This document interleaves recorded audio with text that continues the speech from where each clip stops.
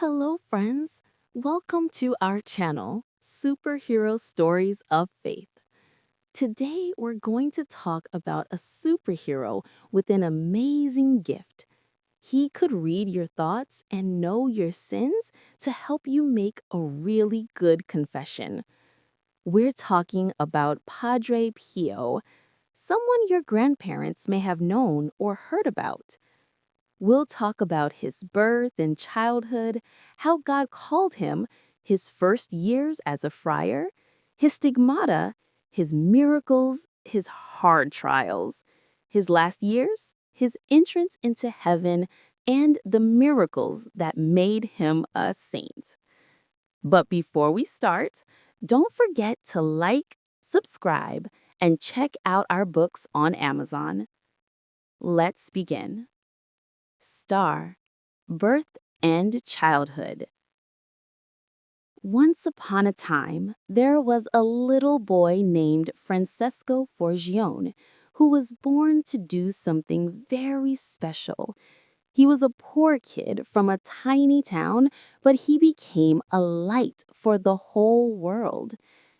He was born on May 25th, 1889, in Pietralina, a small town in Italy, in a very humble and religious family. His parents, Gracio and Maria Giuseppa, were hard-working farmers who loved God a lot. Little Francesco loved God so much. He liked to pray and even did little sacrifices like saints do. He was often sick, but he never lost his smile. He played like all kids, but never liked bad words. When other kids said mean things, he just left the game.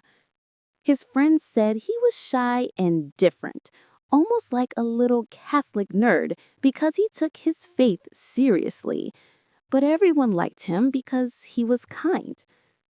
Francesco felt God very close to him. At age 5, he said he saw Jesus' sacred heart and he promised Jesus he would always follow him. He also said he could see his guardian angel and Mother Mary like friends. He prayed in church for hours. He even made a deal with the sacristan so he could enter the church when it was closed to keep praying. He was like a tiny friend of Jesus staying after school with him. But sometimes scary things tried to frighten him, like battles against something bad only he could see. But with prayer and his guardian angel, he always won. God was taking care of his special little boy. Prayer, God's call and his vocation. Francesco grew loving Jesus more every day. When he was about 10 years old, a poor Capuchin friar named Brother Camillo passed by asking for food. He was amazed by him and felt in his heart, I want to be like him. I want to be a friar and a priest. But there was a problem. His family was poor and couldn't pay for his studies. So his dad, Don Gracio, made a huge sacrifice and went to work far away in the United States and later Argentina, just so his son could follow his dream. Francesco studied hard, and at age 15, on January 6, 1803, he joined the Capuchin friars and received the name Brother Pio, or as everyone would later call him, Padre Pio. Life in the convent was tough, lots of prayer, fasting, and simple work. But Brother Pio was always happy and humble.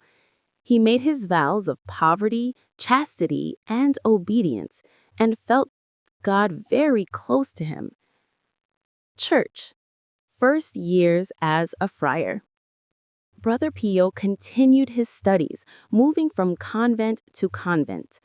In one convent, something amazing happened, his first B-location. That means appearing in two places at the same time, something only God can do. In 1905, while praying in the convent, Brother Pio found himself helping at the birth of a baby girl named Giovanna in a faraway city. She later became like a spiritual daughter to him. On August 10th, 1910, at age 23, he became a priest. He celebrated his first Mass in his hometown. But he was still sick, so he stayed with his family for years. People from the town went to him for advice and prayer. Everyone felt he was close to God. In 1916, healthier, he moved to the convent of San Giovanni Rotondo, where he would live for the rest of his life. During World War I, he was called to be a military chaplain, but was sent home because he was too sick. Teacher, the stigmata, the wounds of Jesus. On September 20th, 1918, something happened that changed everything. While praying before a crucifix, Padre Pio had a vision of Jesus. Suddenly, he felt huge pain, and the stigmata appeared, wounds like Jesus's, in his hands, feet, and side. He was the first priest in history with visible stigmata. His wounds bled every day, but never got infected and even smelled like flowers. Doctors studied him but couldn't explain the miracle. Padre Pio carried these wounds for 50 years. Every year on September 20th, he thanked Jesus for this gift. Scar. Trials and obedience. 10 years of silence. Padre Pio became famous, but some people doubted him, even inside the church. So the Vatican decided to be careful. From 1923 to 1933, they made strict rules. He couldn't show his stigmata, couldn't receive visitors, couldn't write letters, or couldn't celebrate Mass or hear confessions in public. It was very hard, but Padre Pio obeyed with love. He said that in everything we must see God's will. After 10 years, the church understood he was innocent, and in 1933, the restrictions were lifted. Padre Pio returned to the altar and the confessional. Everyone celebrated. Why? Last year's miracles and canonization. Padre Pio kept helping souls for many years. He created the Padre Pio prayer groups and built a huge hospital, the House for the Relief of Suffering, which opened in 1956. As he got older, he became weaker, used a wheelchair sometimes, and confessed fewer hours, but still thousands of people. In September 1968, he celebrated his 50th anniversary of the stigmata. There were 50 red roses on the altar. 3 days later, on September 23rd, 1968, he died peacefully. His last words were, "Jesus, Mary." His stigmata disappeared instantly, leaving no scars. The news spread fast. Over 100,000 people went to his funeral. In 1999, Pope John Paul II declared him blessed. In 2002, he was declared Saint Pio of Pietrelcina after 2 miracles: a woman healed from a broken blood vessel and a 7-year-old child healed from meningitis. Today, he is loved all over the world, especially by the sick.